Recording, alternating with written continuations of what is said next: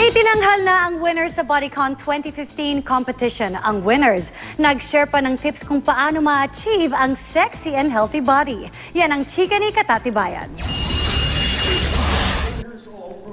Sa unang edisyon ng Bodycon 2015 competition, hindi lang pagandahan ng katawan ang naging labanan. May sukatan din ng lakas at talino.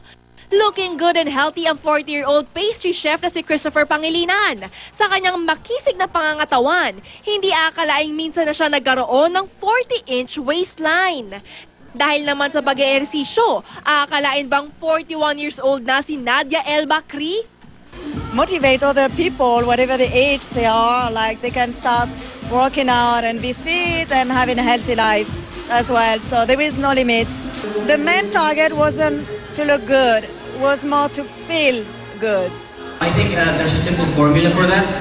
If a person is healthy and fit, then he is more productive at work. Not just at work, he feels good about himself, he feels a good person, a better friend, a better co-worker. Pinanangalan naman na Mr. and Miss Gold's Gym Philippines, ang model na si Reynaldo Talosig Jr. at Lady Volcanoes member Cassie Umali. Payo nila para masimulan ang pagkakaroon ng healthy lifestyle. It's actually about making time. You really have to set aside 2 hours in your busy day just for yourself. It's for yourself. Why? Because if you become healthier and happier, you'll be more productive at work and you'll even have better relationships at home. Go with your friends. It's more fun that way. Tinanghal na Miss Shape Philippines ang jiu-jitsu fighter na si Cherry Ann Kubota.